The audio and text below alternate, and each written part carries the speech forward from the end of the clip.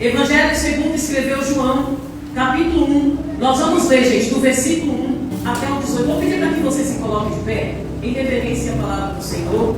Amém? Vamos ler assim: no princípio era a palavra, e a palavra estava com Deus, e a palavra era Deus. Em outras traduções, nós podemos ler assim: no princípio era o verbo estava com Deus, e o verbo era Deus. Quem está nessa tradução aí, do verbo? Então, gente, palavra e verbo é a mesma coisa, tá bom? Eu vou explicar aqui para vocês. Versículo 2: aquele que é a palavra, ou aquele que é o verbo, estava com Deus no princípio. Todas as coisas foram feitas por intermédio dele. Sem ele, nada do que existe teria sido feito. Pode passar mais rápido, tá bom, amor? Nele estava a vida, e esta era a luz dos homens. A luz brilha nas trevas, e as trevas não a derrotaram. Surgiu um homem enviado por Deus chamado João. Ele veio como testemunho para testificar acerca da luz, a fim de que por meio dele todos os homens crescem. Ele próprio não era a luz, mas veio como testemunha da luz. Estava chegando ao mundo a verdadeira luz, que ilumina todos os homens. Aquele que é a palavra, ou aquele que é o verbo, estava no mundo, e o mundo foi feito por intermédio dele, mas o mundo não o reconheceu. Veio para o que era seu, mas os seus não o receberam. Contudo, aos que o receberam, aos que creem no seu nome, deu-lhes a autoridade ou o poder de se tornarem filhos de Deus, os quais não nasceram do sangue, nem pela vontade da carne, nem pela vontade do homem, nem pela vontade de homem algum, mas nasceram de Deus. Aquele que é a palavra, ou aquele que é o verbo, tornou-se carne e viveu entre nós. Vimos a sua glória, como a glória do unigênito, vindo do Pai, cheio de graça e de verdade. João dá testemunho dele e exclama: este é aquele de quem eu falei, aquele que vem depois de mim é superior a mim, porque já existia antes de mim. Todos recebemos da sua plenitude, graça sobre graça. Pois a lei foi dada por intermédio de Moisés. A graça e a verdade vieram por intermédio de Cristo. Ninguém jamais viu Deus, mas o Deus unigênito, que está junto do Pai, o tornou conhecido. Amém? Curvem as suas frontes, curvem as suas cabeças. Pai, aqui está a tua igreja, que neste momento vai ouvir a tua palavra. Obrigada, Senhor, porque o Senhor já tem ministrado aos nossos corações. Fale com a tua igreja através de tudo aquilo que o Senhor já tem colocado ao meu coração, para que o teu povo possa entender qual é a boa, perfeita e agradável vontade do Senhor para as suas vidas. Que eu diminua ou o Senhor cresça. Fale conosco, Pai.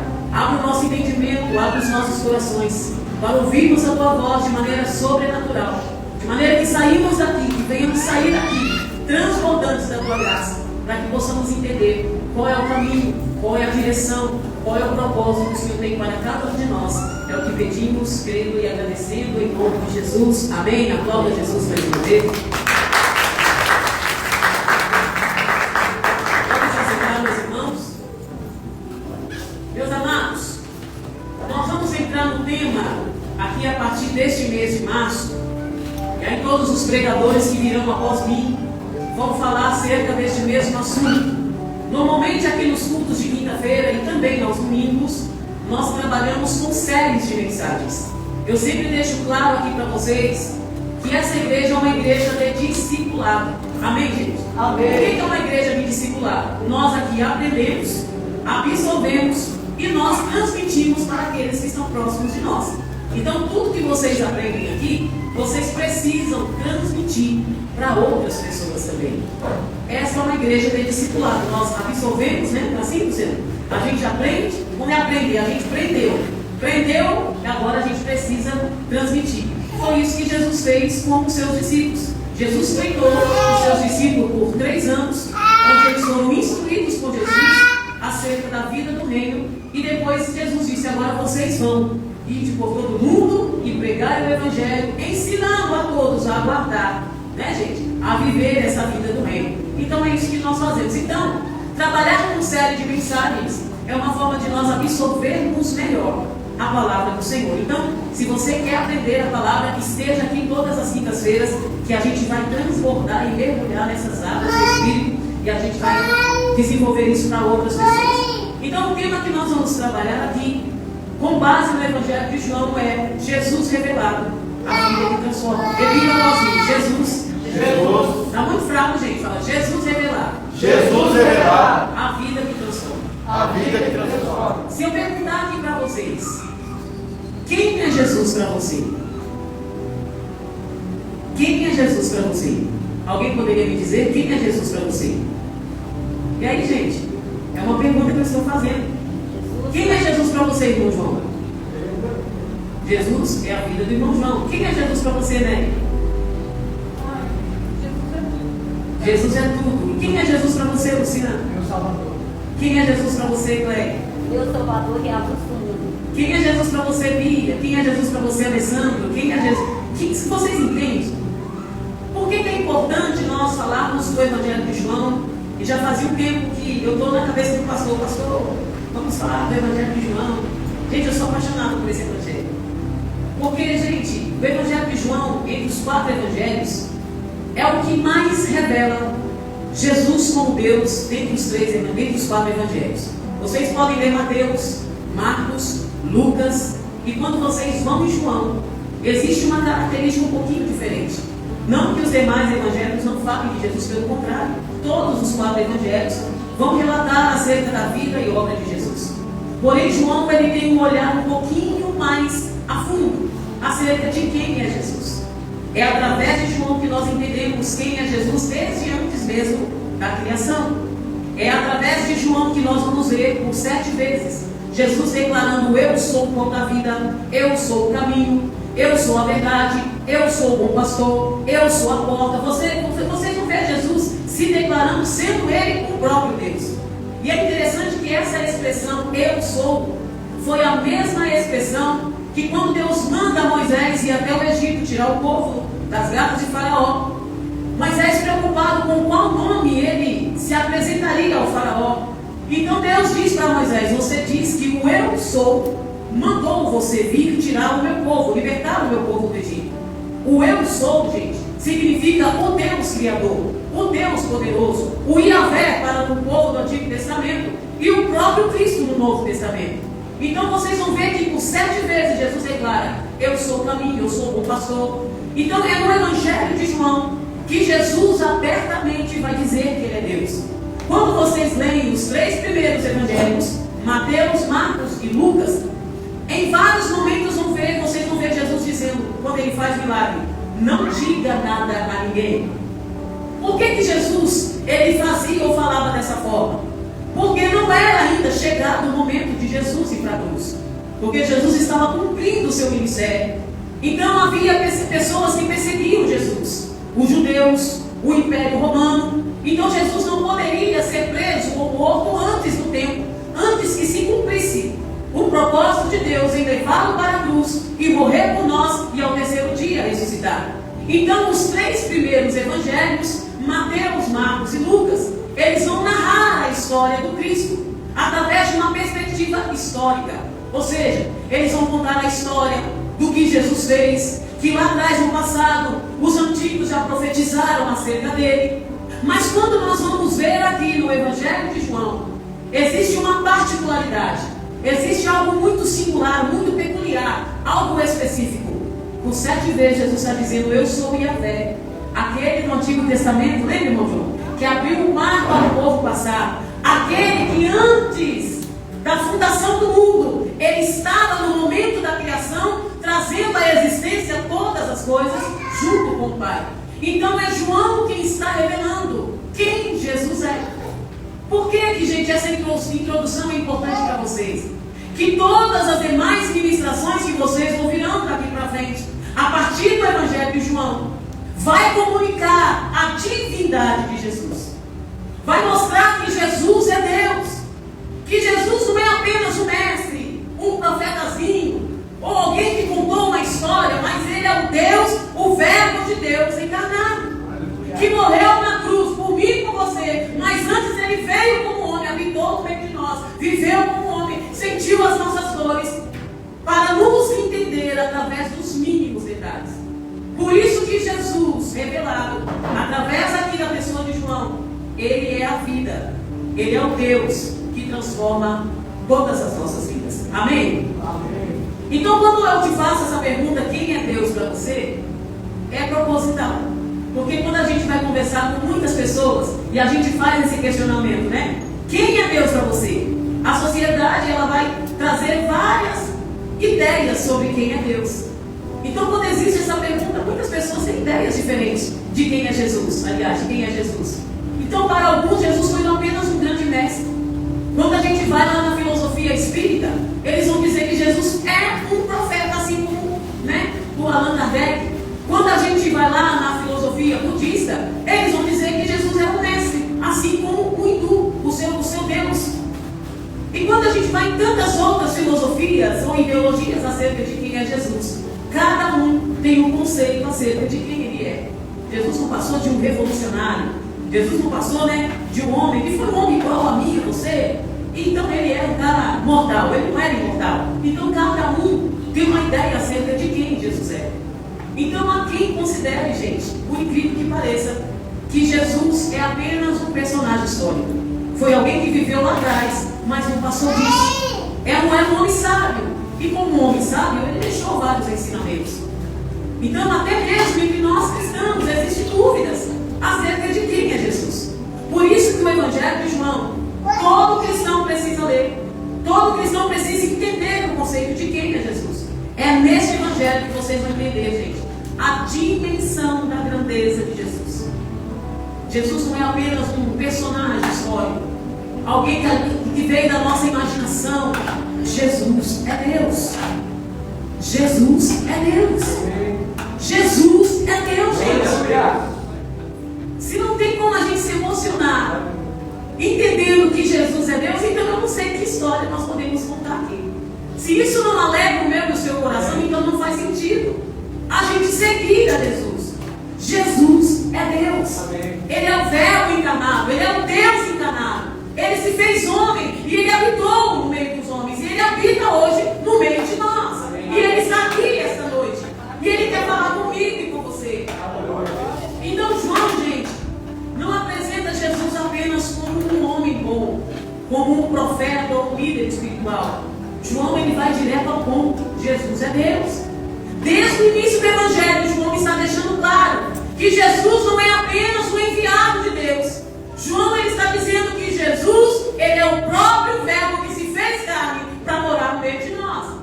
É Deus deixando a sua glória. É Deus deixando para trás a sua majestade, se revestindo de homem, assim como eu e você. Como homem, ele veio como homem para morar no meio de nós.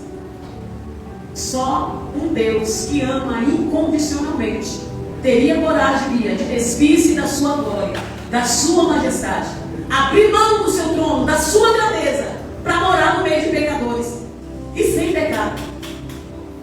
Gente, isso era para a gente estar, como diz, aplaudir de pé, né, Leonardo? Era para a gente estar vibrando. Isso é amor incondicional. O Deus majestoso se fez homem, se despiu de si mesmo, da sua grandeza, e veio morar no meio de nós. Nasceu de Maria, experimentou todas as dores que o homem, eu e você experimentamos, para viver no meio de nós. Isso é motivo de nos alegrar.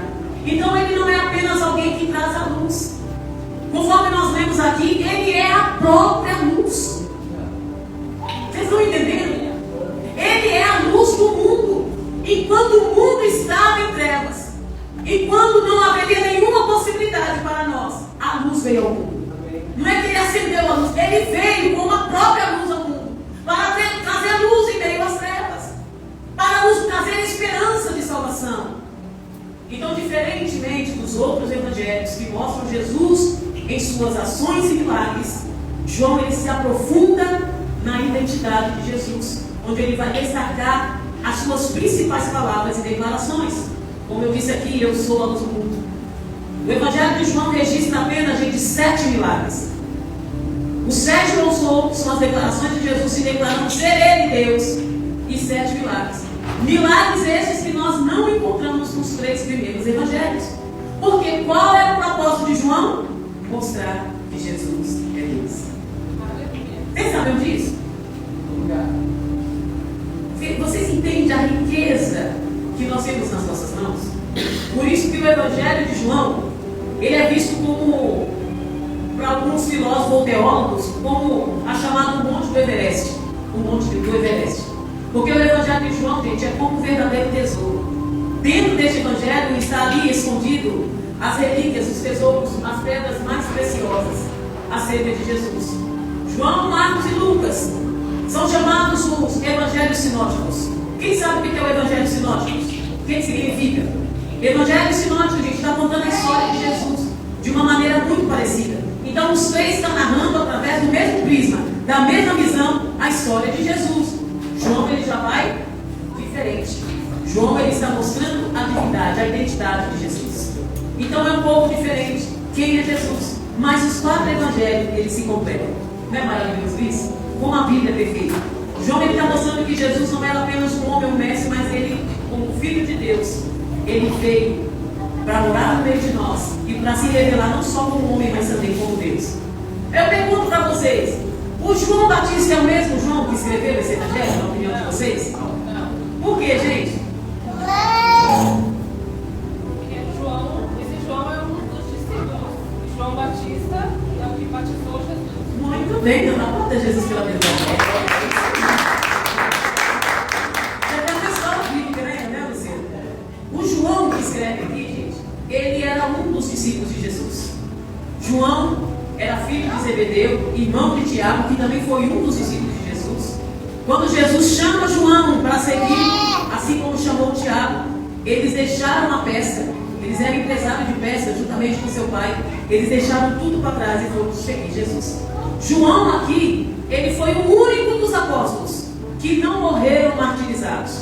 Ou seja, que não morreram por morte matada, né? Assim? Mas que morreu de morte natural.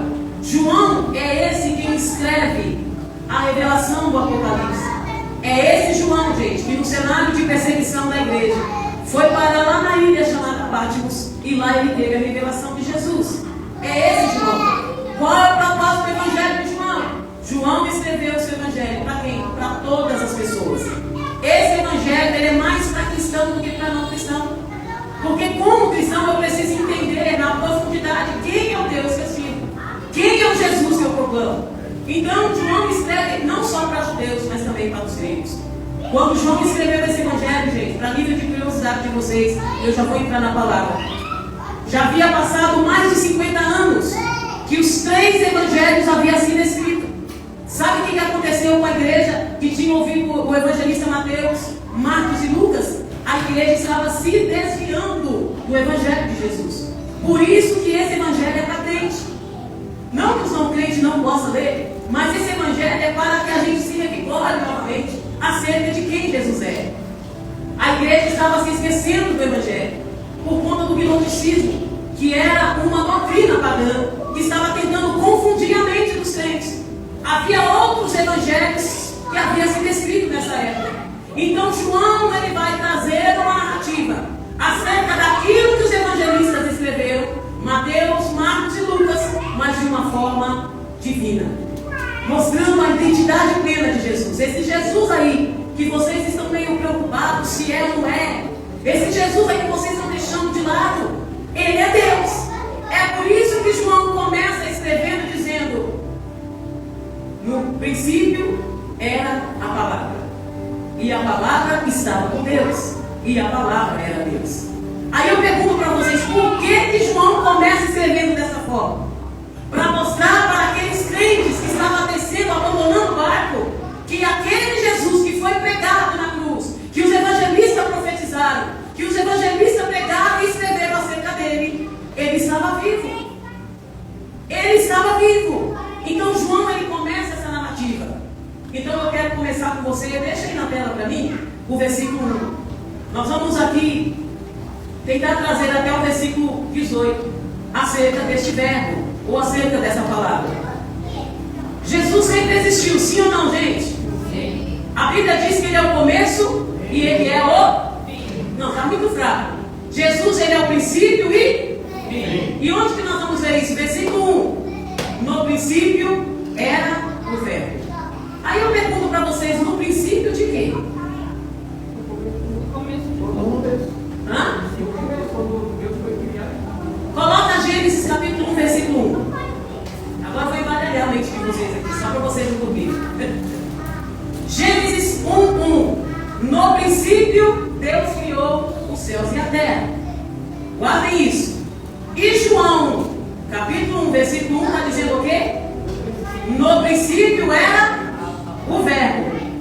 O verbo estava com Deus. E o verbo era Deus. Mas esses princípios são os mesmos? Sim ou não, gente? Sim. Sabe o que é interessante? A expressão aqui, princípio, no grego, significa arché, ou archei. Remete, gente, diretamente ao início do livro do Gênesis. Quando o Moisés está escrevendo, no princípio criou Deus os céus e a terra. O João, ele está aproveitando o gancho para fazer essa conexão de forma intencional entre a criação física e o novo começo espiritual. Moisés, quando ele está escrevendo no princípio criou Deus, Moisés ele está dizendo que no princípio da criação de todas as coisas. Mas quando João ele está escrevendo no princípio era o verbo, João ele está apontando diretamente para a eternidade passada de um Deus que já existia antes de criar todas as coisas. Então existe uma diferença do princípio que Moisés está dizendo do princípio que João está dizendo. Vocês compreenderam, gente?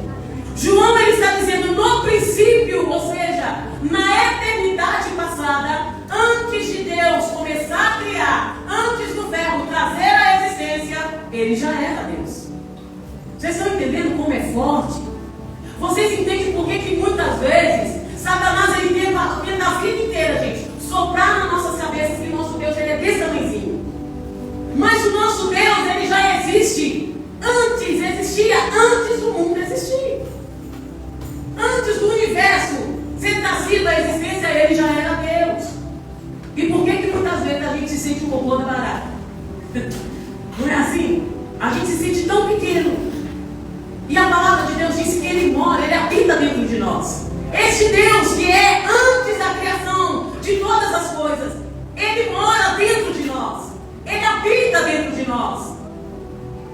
Então quando você muitas vezes se sentir sozinho, ou achar que está sozinho, ou pensar menos acerca de você, lembre-se que este Deus, que é antes da criação, de criar todas as coisas, ele mora em você.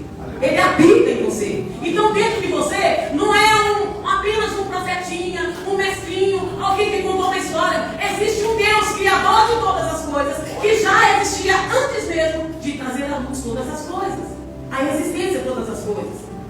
Então é por isso que João ele começa de uma maneira diferente. No princípio, não é no princípio da criação como está no Gênesis, mas no princípio da eternidade. João nos leva antes de tudo que nós conhecemos, tudo que nós entendemos através da nossa mente que existe. A natureza, o ar que nós respiramos, o universo, o mundo, os mares. João está dizendo, Jesus sempre existiu. Ele não é uma criação de Deus, ele é o próprio Deus. Vocês estão entendendo, gente? Esse é o Deus que eu e você viemos aqui adorá-lo. Por isso que João ele pega essa conexão para mostrar que no princípio o verbo era Deus. O verbo significa logos, que significa palavra. No grego significa logos ou palavra, razão ou princípio. Sabe os filósofos quando tentam explicar, Alessandro, acerca da existência do mundo? A filosofia, gente, é considerada como a mãe de todas as ciências. É através da filosofia do ser ou não ser, eis a questão, da onde eu vim, para onde eu vou, para onde não, aquela coisa. Os filósofos, gente, eles ficavam tentando decifrar a razão, a existência de todas as coisas.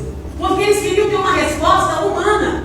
Eles queriam ter uma resposta de lei, de ordem natural, acerca da criação. Por que eu respiro como eu respiro? Por que eu penso como eu penso? Por que o céu é azul? Eles ficavam assim 24 horas. Imagina a cabeça desses caras, todo embaralhado. Então, como João ele está inserido dentro de uma filosofia grega, dentro de uma filosofia grega romana, onde os filósofos da época acreditavam que se pregava sobre isso, João teve que escrever. No princípio, o Logos, que tem a mesma conotação tanto para o judeu como para os gregos. O Logos, ou seja, a palavra, o verbo criou. Aliás, o verbo era. No princípio, o verbo era. Lá no Gênesis, no princípio ele criou. No princípio criou Deus. Mas no princípio da criação. Mas aqui, no princípio, ou seja, desde a eternidade, o verbo, ou seja, ele era. Ele já era. Ele já existia. Será que você pode aplaudir a Jesus por isso? Meus amigos de Deus, pela palavra do Senhor foram feitos os céus e a terra. Pela palavra. Versículo de número 3. O que está escrito aí? Ou seja, aquele que era o Logos, aquele que era a palavra, aquele que era o verbo, ele estava, no versículo 2, ele estava com Deus. Mas no versículo 3, está dizendo que todas as coisas, mais ou menos coisas ou todas as coisas? Todas as coisas. Todas as coisas. Que coisa, gente? Tudo. O que é tudo para vocês? Que existe. O universo, tudo que existe. Todas as coisas que existem, as coisas visíveis e as invisíveis, foram feitas por intermédio dele. Imagina lá a Trindade, o Pai, o Filho e o Espírito Santo. A ação dos três. Deus falando, haja luz. Né? Aliás, no começo da criação, Deus querendo trazer a luz, a existência da luz. Aí a palavra que é o verbo, ele vai lá e haja luz. Haja divisão entre os mares, a terra e os mares. Aí Jesus, que é o verbo, que é Deus, que é a palavra, trouxe a existência. Gente, eu imagino um negócio, da minha mente humana, tenta imaginar um negócio desse. A gente começa a falar em língua sozinho. Dá vontade de sair rolando, pulando de um pé só. Deus é grande demais. Deus é poderoso demais. O verbo era Deus. Esta frase aqui afirma diretamente a divindade de Jesus. Ele era Deus. E o verbo era Deus, ele estava com Deus. Então, na obra da criação, quando começa a trazer a existência de todas as coisas, Jesus estava lá. Ele estava trazendo as coisas à existência.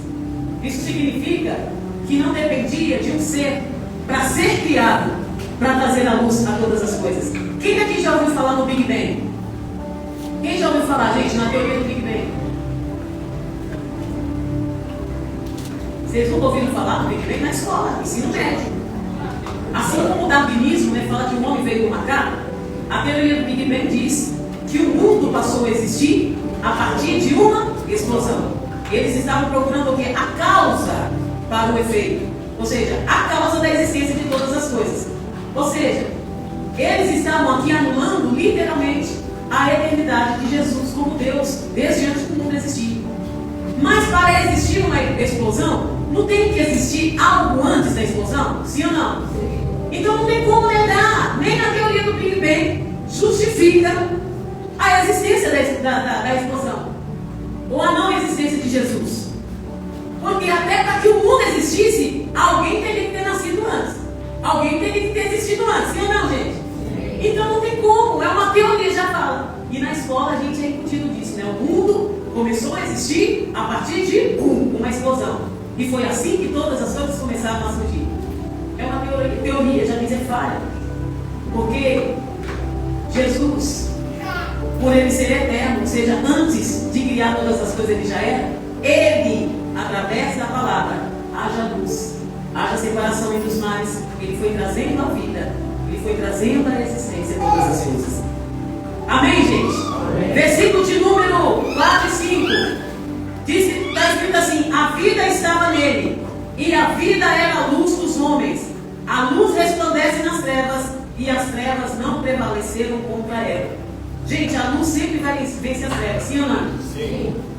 Se vocês apagarem a luz, apaga a luz ali. Essa luz aí, Sueli, por favor. Se vocês apagarem a luz, rapidamente. Vocês não estão me enxergando aqui, estão me vendo, né? Deixa a luz apagar. Segura aí, fica aí. Se você acender a luz de forma instantânea, o que acontece? Dissipa todas as trevas. Pode acender.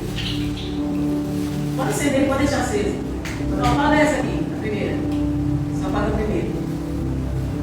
Isso significa que a luz, ela resplandece sobre as trevas. A luz, ela não perde pede uma autorização, ô trevas, eu posso entrar? É automático, gente. Vocês viram que quando ela acendeu a luz, de forma automática, em milésimo de segundo, a luz dissipou todas as trevas. E João está dizendo que a vida estava nele e a vida era a luz dos homens. Olha que interessante. A vida era a luz dos homens. E a luz resplandece nas trevas e as trevas não prevalecem. Então quando você vê, existe uma guerra entre as trevas e a luz não existe guerra, gente. Jesus é a luz do mundo e onde a luz chega, as trevas batem em retirada. É automático. Onde existe luz não tem trevas. Então não existe essa guerra que a gente aprende, olha entre a luz e as trevas estão lutando contra e não deixa a luz entrar. É automático. Onde chega a vida de Jesus, chega a mudança. Onde chega a vida de Jesus, verdadeiramente há uma transformação. Então se a sua vida não está transformada em alguma área, porque falta luz, está faltando Jesus aí ser pleno em alguma área. Porque quando a luz de Cristo chega, a luz dissipa todas as trevas. Tem que ter mudança. Jesus é a luz que brilha nas trevas. Jesus é a luz que deve brilhar nas nossas vidas. Eu não sei se você está enfrentando alguma luta em alguma área específica da sua vida. Convide Jesus para entrar nessa área. Talvez a questão é a depressão. Convide Jesus para entrar nessa causa. Talvez o problema é nos seus relacionamentos. Convide Jesus para entrar ali. Porque quando Jesus entra, as trevas têm que sair, gente. É automático. Não tem guerra entre a luz e as trevas. Se você entender que Jesus é a luz do mundo, que Jesus é a luz que brilha em meio às trevas, basta você convidar Jesus para essa área. Quando deixamos essa luz entrar, ela ilumina cada canto escuro da nossa alma. Essa luz ilumina cada situação, circunstância da nossa vida. Ela traz, gente, luz no caminho que nós precisamos trilhar. Essa luz nos dá a direção. Essa luz traz a revelação. Ela traz cura, ela traz restauração. E mais do que isso, essa luz, ela nos dá uma direção. Então se você entrou aqui perdido, não sabendo para onde ir, o que eu vou fazer, que decisão tomar, convide a luz que é o próprio Cristo. Jesus disse, eu sou a luz do mundo. Eu sou. Ele diz, eu sou a luz do mundo. Quem anda na luz não fica nas trevas. Jesus disse isso. Peraí, se você está andando na luz e a sua vida não está refletindo a luz de Cristo, tem alguma coisa errada. Se você sente que está caminhando em meio à escuridão, em nome de Jesus, deixa a luz de Cristo iluminar o seu caminho, gente. E de que maneira? Leia a palavra de Deus. A Bíblia diz que é lâmpada, a palavra de Deus é lâmpada para os nossos pés. Salmo 119. Então busque a direção de Deus. Se você se sente perdido, confuso, busque pela palavra uma orientação. Permita que o Espírito Santo te guie. Nós estamos falando de um Deus que habita dentro de nós. E não há espaço para trevas. Não há espaço para escuridão. Não há espaço para o mal em nós. Se Jesus habita em nós, o mal não pode prevalecer. Ele é a luz do mundo. Quem me segue nunca andará em trevas, mas terá a luz da vida. João 8,12. Quem me segue nunca andará em trevas, mas terá a luz da vida. O povo, gente, que andava em trevas, viu uma grande luz. Jesus fala isso, né? Coisa linda, né? O povo que andava em trevas viu uma grande luz.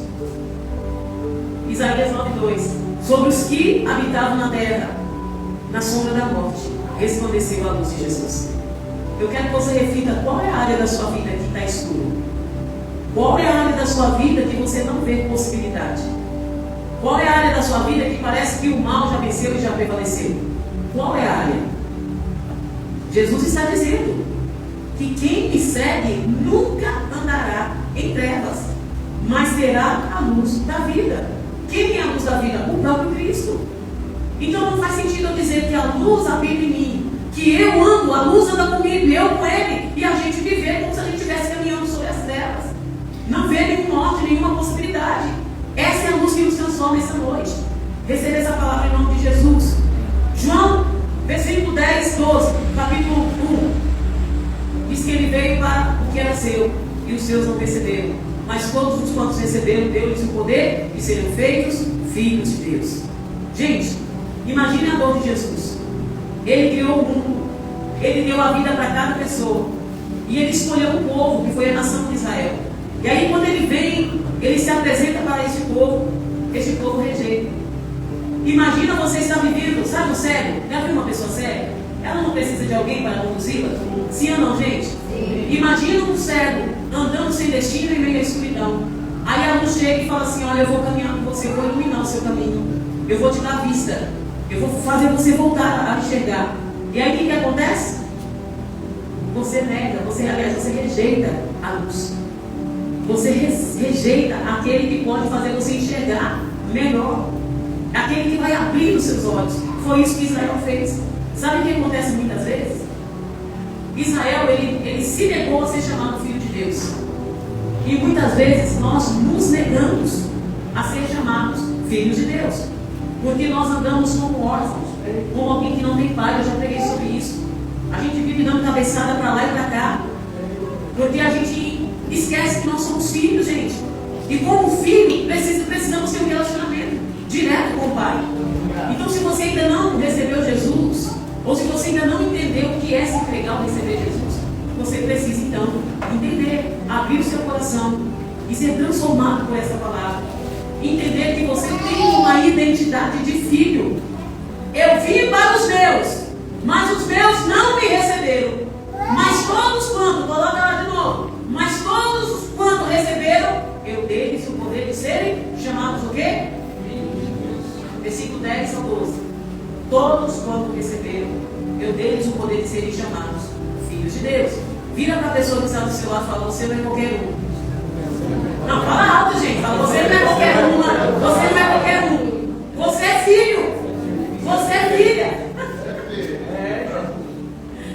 Porque todos os que são guiados pelo Espírito de Deus, esses são filhos de Deus. Ah, pastora, não é só vir para a igreja. Você está sendo guiado por Jesus? A sua vida está sendo guiada por Cristo? Então você é um filho. Agora, se você diz: eu sou filho, mas anda do jeito que você quer, faz o que você quer, da forma que quer, você não é filho. Não é? Como que eu sei que eu sou filho de Deus? Quando eu me permito ser guiado por Ele. E qual que é o segredo, irmão João? A palavra de Deus. Existe uma bússola, existe uma regra, existe uma norma. Para eu ser chamado, eu ser considerado filho de Deus, eu preciso ser guiado pelo Espírito. Eu preciso ser guiado. Pedro fala, em 1 Pedro 2,9: mas vocês são uma geração eleita, sacerdócio leal, a nação santa, povo exclusivo de Deus. É assim, gente, que nós somos vistos por Deus. E João está dizendo: eu vim, Jesus dizendo: eu vim para os meus. Imagina a tristeza de Jesus. Mas graças a Deus que nós herdamos essa graça, irmão. Nós herdamos essa graça.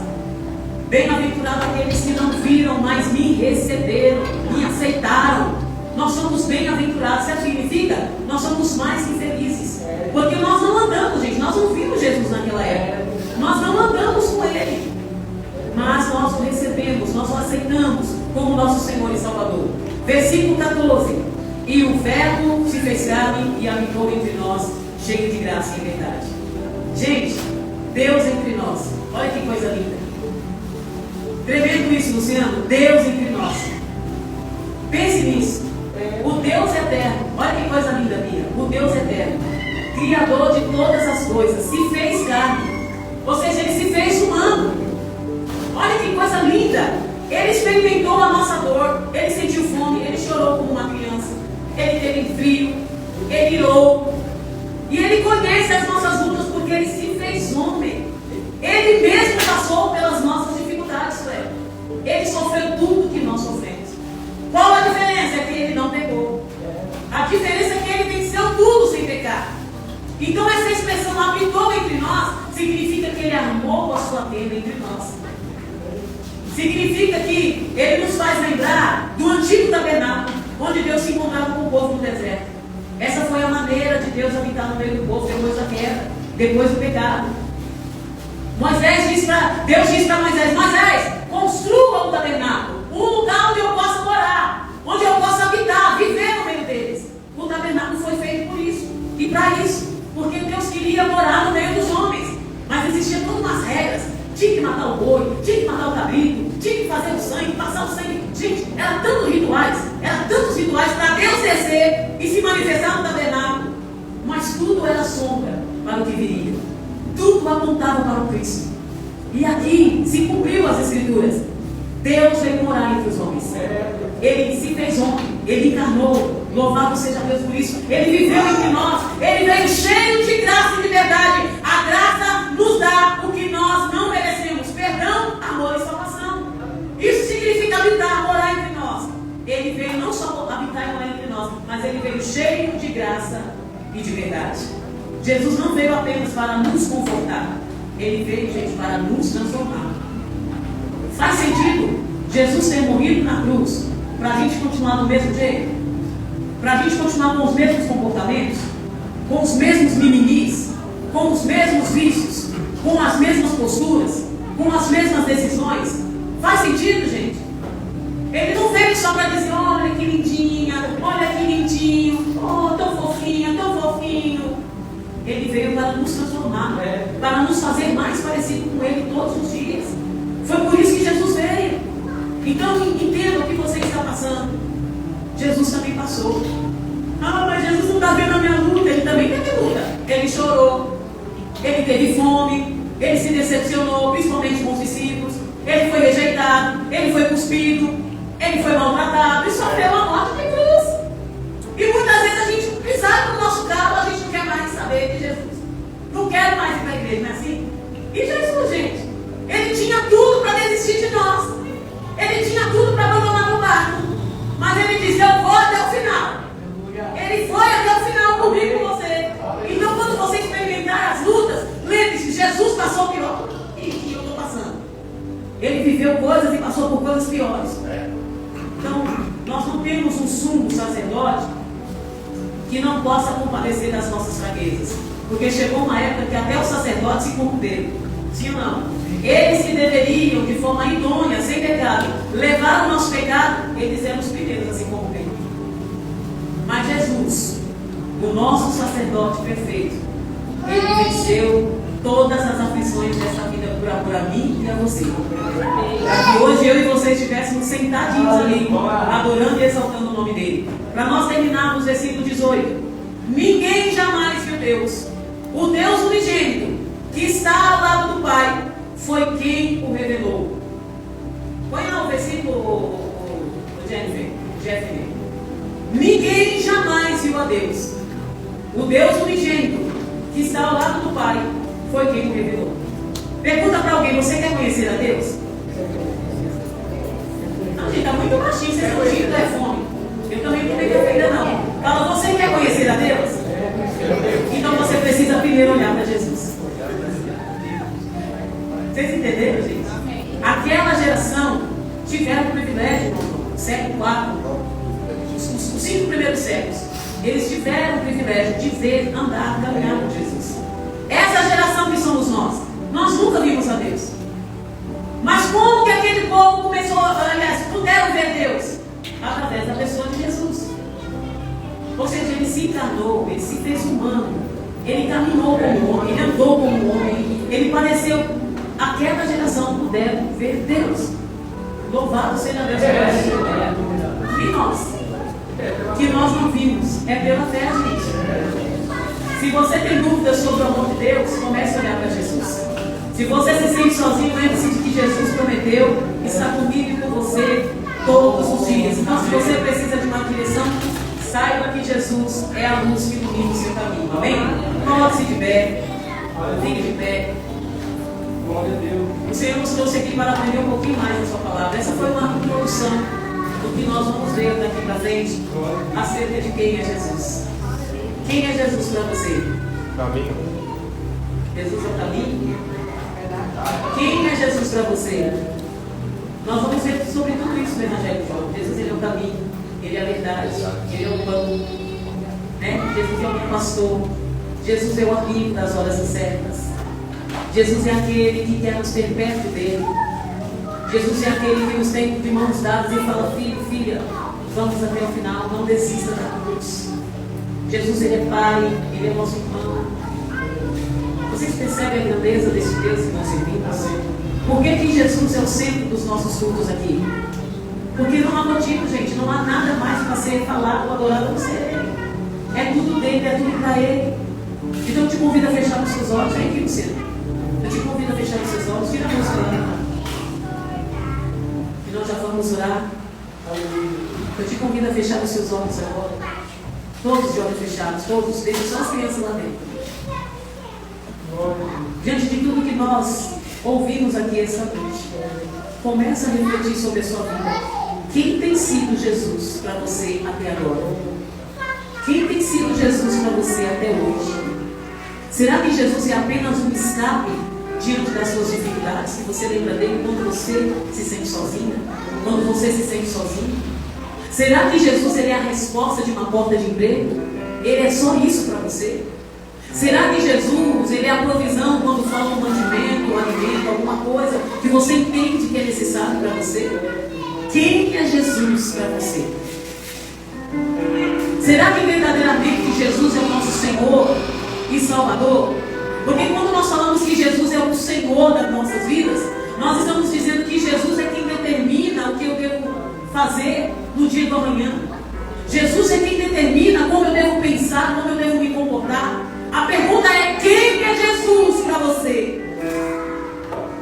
Quem é Jesus? Quem é o Verbo? Quem é a palavra? Assim como para muitos que seguiam Jesus naquela época e como para os dias de hoje. Muitos seguiam Jesus para obter dele resposta para as suas necessidades humanas. Muitos seguiam Jesus apenas pelo que ele tinha para dar e não pelo que ele era. É por isso que João começa a sua mensagem dizendo: no princípio era o Verbo. O Verbo estava com Deus e o Verbo era Deus.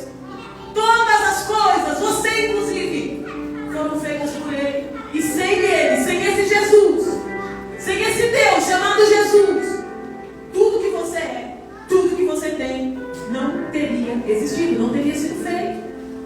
Então quem é Jesus para você? Vai e pensa. Eu clamo Jesus só quando dói a barriga, quando as coisas apertam. Ou Jesus é o centro da minha vida? Ou Jesus verdadeiramente é o ar que eu respiro?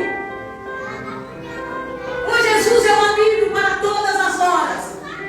Ou eu convido Jesus quando as coisas também não estão fluindo? Quem é Jesus para você? Reflita aí. Quem tem sido Jesus para a sua vida? É só para atender as suas necessidades? Nós vemos aqui que Ele é antes mesmo da criação de todas as coisas. Ele trouxe a existência.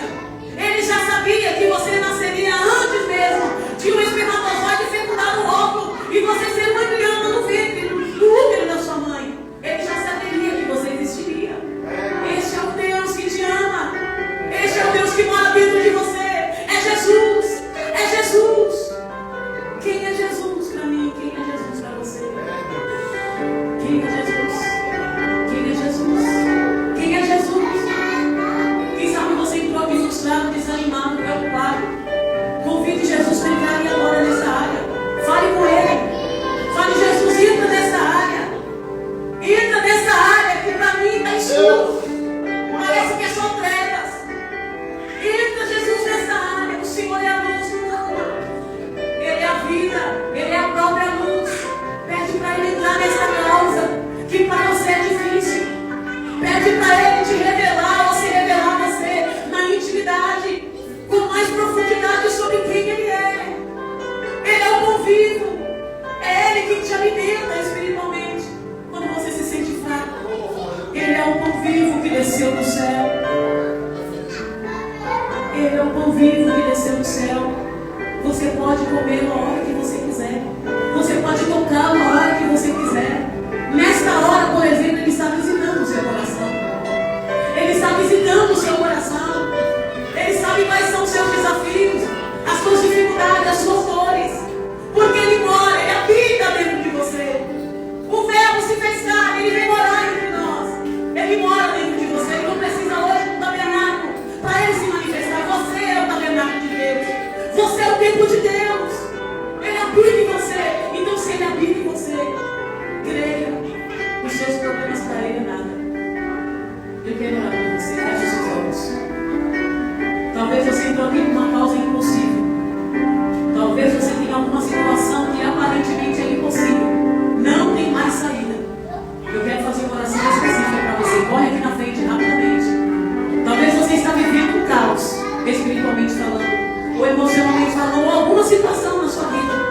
Que você precisa que o Senhor ilumine os seus caminhos. Que o Senhor te direcione você para que você realmente tenha a resposta. Se você precisa de uma solução, se você precisa de uma luz na sua mente, para trazer clareza, para trazer uma direção, vem aqui, eu quero orar. A hora já foi. Se você não precisa, eu quero orar com toda a igreja para o nome de Jesus. Aqui está o seu povo. Aqui está a sua igreja que tem entendido que Jesus é a resposta, que Jesus é o caminho, que Jesus é a luz, que Jesus é o pão, que Jesus é a videira